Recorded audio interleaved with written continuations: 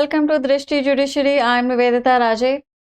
आज का case important है क्योंकि इस केस में सुप्रीम कोर्ट ने एक फ्रेमवर्क प्रोवाइड किया है। इस फ्रेमवर्क को लेजिस्लेचर यूज करके एक बहुत इम्पोर्टेंट लॉ में नेसेसरी अमेंडमेंट लाए। ये सुप्रीम कोर्ट का ऑर्डर है इस केस के थ्रू। केस का नाम है Nipun Malhotra versus Sony Pictures Films India Private Limited and others. Freedom of dignity versus right to dignity versus freedom of expression. अब हुआ क्या इस केस में, कहानी शुरू होती है एक पोर्ट्रेयल से जो मीडिया और सिनेमा का था और उस पोर्ट्रेयल को सुप्रीम कोर्ट में चैलेंज किया गया। निपुण मल्होत्रा एक डिसेबिलिटी राइट्स एक्टिविस्ट थे and he also founded an organisation which promoted or advocated for disability awareness and inclusive politics। ठीक है, अब निपुण मल्होत्रा जो है इस केस में वो खुद भी एक डिसेबल थे। He had arthrogryposis, a condition that affected joints. अब पहला लीगल बैटल जो शुरू होता है वो 2023 में शुरू होता है, जहां पे निपुण मल्होत्रा ने, निपुण जी कह देती हूँ मैं, प्लेंटिफ, ठीक है, जहां पे प्लेंटिफ ने सोनी पिक्चर्स को एक लीगल नोटिस भेजा उनके एक मूवी के ट्रेलर को देखने के बाद।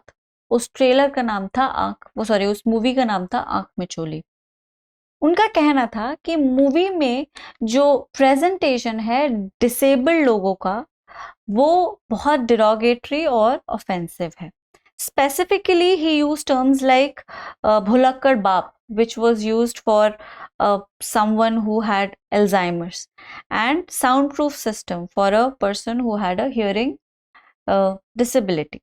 ठीक है, और इसी तरह के बहुत इनसेंसिटिव पोर्ट्रेल्स को उन्होंने चैलेंज किया, मतलब चैलेंज नहीं किया, पॉइंट आउट किया कि इस तरह का जो पोर्ट्रेल है, the kind of names and these titles that you are using to represent your respective characters in the movie is very derogatory and offensive to people who are actually disabled। Sony films ने इस legal notice का जवाब दिया और उनका कहना था कि भाई मूवी का जो सेंट्रल मैसेज है वो बहुत पॉजिटिव है and it is about how disabled people overcome difficulties, right? And also the entire portrayal in whatever manner it is being done is protected under Article 19 as their artistic expression। Article 19 वो portrayal कैसा भी हो उसको एक protection offer करता है, ठीक है। मैटर दिल्ली हाई कोर्ट तक पहुंचा और दिल्ली हाई कोर्ट ने ये ऑब्जर्व किया कि CBFC, central board of film certification, ने इस फिल्म को जो टैग दिया है, सर्टिफिकेट दिया है, सॉरी, वो यू है, universal, which meant that this film is suitable for all audiences and the overall message, the central theme of the movie is quite positive। तो इससे किसी का भी ईगो या सेंटिमेंट अफेक्ट होना नहीं चाहिए। Undeterred the plaintiff went to the Supreme Court. अब इस टाइम पे इन्होंने सिर्फ फिल्म में चेंज डिमांड नहीं किया, he actually wanted guidelines on how people with disabilities are to be portrayed in cinemas and on virtual media। अब ये केस जो था ये पहले एक शायद सेंसिटिविटी या ईगो का मसला कहा जा सकता था, लेकिन जैसे ही सुप्रीम कोर्ट में इस डिमांड को थोड़ा और एनहांस कर दिया गया, this case started revolving around a bigger cause and the cause was dignity and representation of disabled people. ठीक, अब इस केस के कुछ पहलू हैं, कुछ फसेट्स हैं जिन्हें सुप्रीम कोर्ट ने भी एनालाइज किया है। पहला फसेट है आर्टिकल 19। आर्टिकल 19 की अगर हम बात करें, जो कि सोनी फिल्म्स का प्राइमरी आर्ग्यूमेंट भी था, उसमें ये right protects freedom of expression including every kind of expression, चाहे वो एक पोएटिक एक्सप्रेशन, आर्टिस्टिक एक्सप्रेशन है या किसी तरह की जर्नलिस्टिक एक्सप्रेशन है, कोई भी एक्सप्रेशन आर्टिकल 19 में प्रोटेक्टेड है। But then article 19 is not absolute, है ना, और इस चीज को बहुत सारे केसेस में टाइम एंड अगेन हाईलाइट किया गया है कि भाई आपके पास बिल्कुल फ्रीडम है, आप जो चाहे कह सकते हैं अपनी बात को, आपका अंदाज़े बयां कुछ भी हो सकता है, ठीक है, कैसा भी हो सकता है, लेकिन आपका जो एक्सप्रेशन है वो it's not unqualified and unrestricted, it needs to be it needs to have a certain standard. It can be restricted on many grounds. और उनमें से कुछ ग्राउंड्स डिसेंसी और मोरालिटी के भी हैं। कॉन्फ्लिक्ट है ये, यही है कि ये जो सोनी मीडिया का जो फिल्म है आंख में चोली, क्या वो वाकई डिसेंसी या मॉरलिटी के ग्राउंड पे रेस्ट्रिक्ट किया जा सकता था? क्या इस मूवी को इनडिसेंट या इमोरल माना जा सकता था? ठीक है, that was one facet that the court examined. दूसरा फसेट आता है स्टीरियोटाइपिंग एंड हिस्टोरिकल ऑपरेशन। अब अगर हम पुराने historical representation, not historical representations, लेकिन अगर हम मीडिया का जो पोर्ट्रेयल है डिसेबल लोगों का, उस पर थोड़ा सा गौर करें, जो कि कोर्ट ने भी किया, एक्नॉलेज भी किया कि मीडिया जिस तरह से डिसेबल्ड लोगों को प्रेजेंट करती है वो बहुत एक्सट्रीम्स होता है, बहुत एक्सट्रीमिटी में उनको रिप्रेजेंट किया जाता है। ईदर देर कंप्लीटली हेल्पलेस पिटिएबल कैरेक्टर्स, जिसे देख के ही दया आने लगती है कि बेचारा बेचारा, बड़ा सा एक माथे पे उसके वो लग जाता है, या फिर they are presented as superhumans who are able to achieve extraordinary things despite overwhelming odds. ठीक है, तो ये दोनों ही जो एक्सट्रीम्स हैं वो बहुत हार्मफुल हैं, बहुत प्रॉब्लमैटिक हैं। हिस्टोरिकली अगर देखा जाए तो इस तरह का जो पोर्ट्रेयल होता था वो स्टिग्मा को रीइंफोर्स करता था और सोशल एक्सक्लूजन की तरफ ले जाता था इन डिसेबल्ड लोगों को। ठीक है,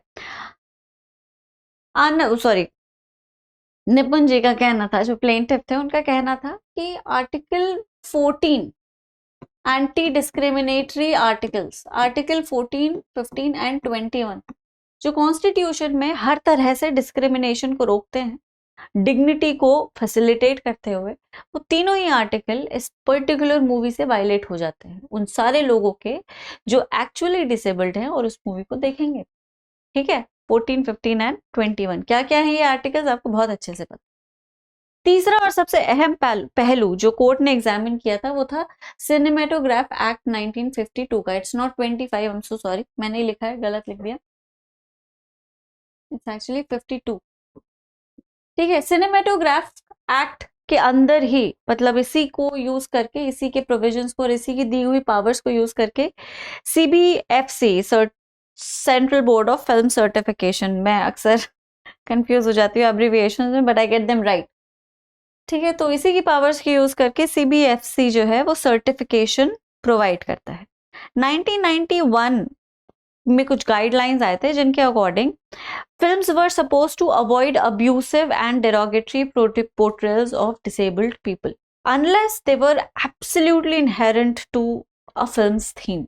ठीक है, तब तक आप डिसेबिलिटी को स्क्रीन पे अब्यूजिवली या डेरोगेटरीली दिखा नहीं सकते थे।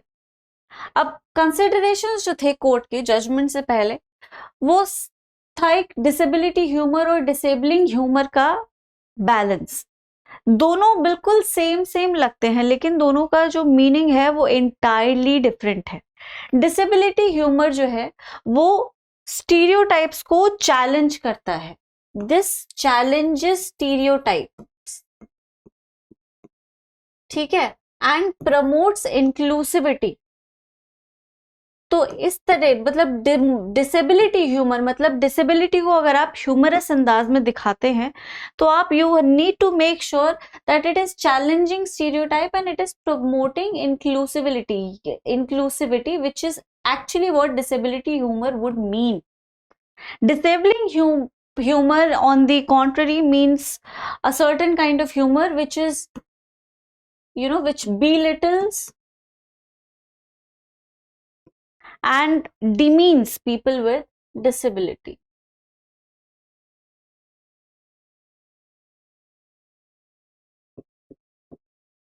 Got it? इन दोनों में डिफरेंस है। तो आप 1991 की गाइडलाइंस के अकॉर्डिंग ये तो पोर्ट्रे कर सकते थे, ये नहीं कर सकते। प्लेंटिफ का कहना था कि आंख पिचोली इस चीज पे ज्यादा फोकस कर रही है और इस पे नहीं कर रही। जो इनसेंसिटिव रिमार्क्स ये यूज कर रहे हैं मूवी में एक ह्यूमर इंट्रोड्यूस करने के लिए, जैसे कि भुलक्कड़ बाप एटसेट्रा, वो डिसेबिलिटी ह्यूमर नहीं है, वो डिसेबलिंग ह्यूमर है। राइट? दूसरा, freedom of expression versus dignity. Court ने माना कि आर्टिकल 19 एक आर्टिस्टिक एक्सप्रेशन को बिल्कुल प्रोटेक्ट करता है, इसमें कोई दोहरा नहीं है। वो किस तरह की डेमोक्रेसी होगी जहां पे एक आदमी खुल के अपने बात को नहीं कह पाएगा या अपनी टैलेंट को, अपनी सोच को, अपने विचारों को, थॉट प्रोसेस को पोर्ट्रे या डिस्प्ले या प्रेजेंट नहीं कर पाएगा। वो डेमोक्रेसी अपने आप में क्रिपल्ड है। तो ऐसा नहीं है कि आपकी हर एक्सप्रेशन को रोक दिया जाएगा। Article 19 is an inherent imperative right which everyone has in this country. लेकिन आप किसी भी तरह से अपने आर्टिस्टिक एक्सप्रेशन को यूज नहीं कर सकते to lampoon marginalised communities. You definitely can express yourself, but not at the cost of affecting somebody's dignity. अगर आपके एक्सप्रेशन से किसी के आत्मविश्वास को, विवेक को, है ना, या किसी की डिग्निटी को, सेल्फ एस्टीम को, ओवरऑल पर्सनालिटी को चोट पहुंच रही है, तो आपके उस पोर्ट्रेयल को आर्टिकल 19 प्रोटेक्ट नहीं करेगा। राइट? अब इन्हीं सारी चीजों को ध्यान में रख के सुप्रीम कोर्ट ने मूवी पर पर्टिकुलरली कोई जजमेंट नहीं दिया कि मूवी को रोक दो, बैन कर दो, नहीं। सुप्रीम कोर्ट ने एक ब्रॉडर, मतलब एक फ्यूचरिस्टिक जजमेंट दिया जो कि आने वाली हर मूवीज पर लागू होगा। तो कोर्ट सेड कि हम एक फ्रेमवर्क प्रोवाइड करेंगे, will provide a legal framework, a set of guidelines, जिनको यूज करके लेजिस्लेचर सिनेमेटोग्राफ एक्ट में एक अमेंडमेंट करेगा, और उस अमेंडमेंट के तहत आप डिसेबिलिटी को एक पर्टिकुलर तरह से ही पोर्ट्रे कर सकते हैं, अ violation of which would result in strict measures. ठीक है? इसलिए ये केस इंपॉर्टेंट है। बहुत कम होता है ऐसा जब सुप्रीम कोर्ट इनडायरेक्टली कुछ ऐसा ऑर्डर देता है जो कि लेजिस्लेचर पर एक मैंडेट इंट्रोड्यूस कर देते हैं। अभी एक मैंडेट है, अगर इस गाइडलाइन को इंट्रोड्यूस नहीं किया जाता है, अभी जब तक सिनेमेटोग्राफ एक्ट में जब तक की अमेंडमेंट नहीं आ रहा, तब तक इन्हीं गाइडलाइंस को यूज करके, इसी जजमेंट को यूज करके मूवीज बनेंगी, है ना। इस तरह के केसेस कई बार हुए हैं। जैसे Vishakha versus state of Rajasthan में पहले सुप्रीम कोर्ट ने गाइडलाइंस ही दी थी वर्क प्लेस हरासमेंट को लेकर। बाद में 2014 में कहीं जाके लॉ बना, है ना, सॉरी 2014 में नहीं, बहुत बाद में जाके कहीं लॉ बना, उसी गाइडलाइन को इस्तेमाल करके लॉ बनाया गया, लेकिन बाद में बना। जब तक कि लॉ नहीं बना तब तक उन्हीं गाइडलाइंस को यूज किया जाता रहा। लॉ बनने में लेजिस्लेचर यूं ही लॉ नहीं बना सकती, पूरा का एक पूरा कॉन्स्टिट्यूशनल प्रोसेस है जिसे फॉलो करना पड़ता है। अब if it has not been followed तो वो आर्बिट्रेरिली आपके ऊपर एक्यूजेशन आ जाएगा कि आपने लॉ बना दिया है या अमेंडमेंट आप ले आए हैं। Right? So it is not always feasible to create immediately a law, but जब तक इन द मीन टाइम, जब तक कि प्रॉपर अमेंडमेंट नहीं आता, लेजिस्लेचर एक्ट नहीं करता अकॉर्डिंगली, तब तक यही गाइडलाइंस काम आएंगी। राइट? इसलिए ये इंपॉर्टेंट है जजमेंट। आर्टिकल 14, 15, 19, 21 सबके आंसर्स में इनकॉर्पोरेट किया जाता है। 2024 के जजमेंट, सॉरी 2024 का जजमेंट है, इनकॉर्पोरेट आप कर सकते हैं। ठीक है? और ये सारे के सारे आर्टिकल्स बहुत बहुत इंपॉर्टेंट है, हर लिहाज से इंपॉर्टेंट है ना। प्री में भी पूछे जाते हैं, मेंस में तो आते ही हैं, इनमें से एक आंसर आता ही है। कोई भी आंसर आए फंडामेंटल राइट पे, इनमें से टच होगा ही, और आप इस केस को यू कैन ऑलवेज यूज। ठीक है? तो ये एक ऐसा, it's like a cog that can fit anywhere, चलता पुर्जा है ये केस, इसलिए आपको पढ़ाया जा रहा है।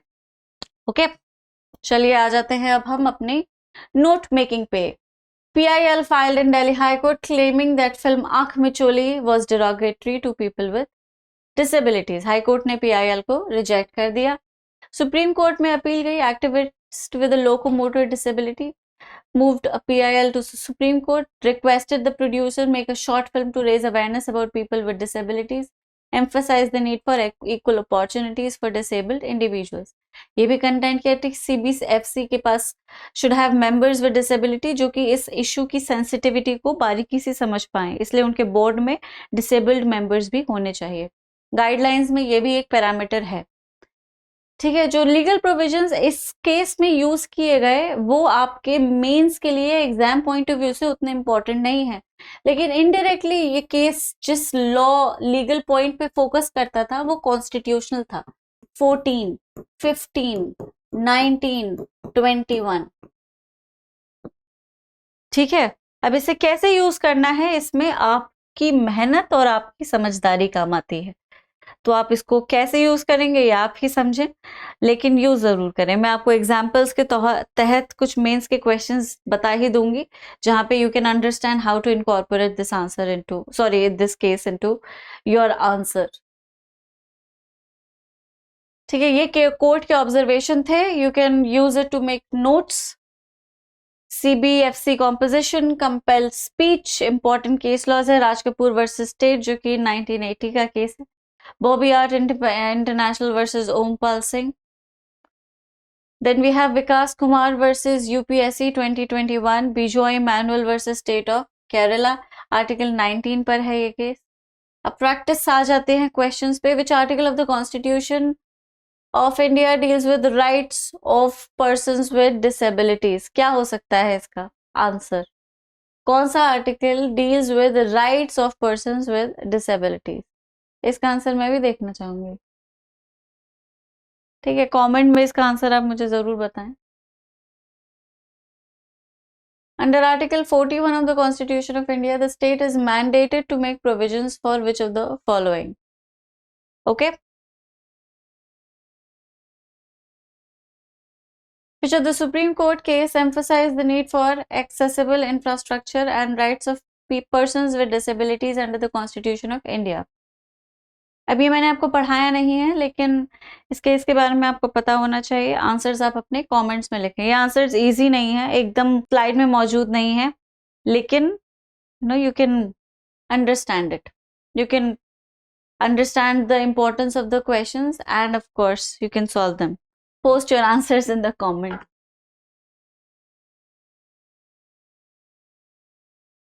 चलिए आ जाते हैं मेंस के क्वेश्चंस पे। Discuss the constitutional and legal framework in India for the protection and promotion of the rights of persons with disabilities. Critically analyze the effectiveness of these provisions in ensuring equality and non-discrimination for persons with disabilities. Support your answer with relevant case laws and examples. Examine the portrayal of persons with disabilities in Indian cinema. How do cinematic expressions influence societal perceptions and attitudes towards persons with disabilities? Is there any difference between disability humor, disabling humor, etc.? अब ये question तो बहुत मुश्किल है आना, है ना। बिल्कुल इस तरह का केस से एकदम बारी पॉइंट आउट करता हुआ क्वेश्चन तो मुश्किल ही आता है। लेकिन this entire contention, disabling humor, disability humor, is definitely a significant point of law, right? And I don't know if it can be asked, but if it is, you know what to write. ठीक है, आप समझ ही गए होंगे इन दोनों में difference. और बाकी जैसे मैंने आपको समझाया है कि आर्टिकल 21 हुआ या फिर आर्टिकल 19 हुआ या 19 हुआ या फिर 14 हुआ या 15 हुआ, एक और आर्टिकल है जिसमें आप इस आंसर को यूज कर सकते हैं।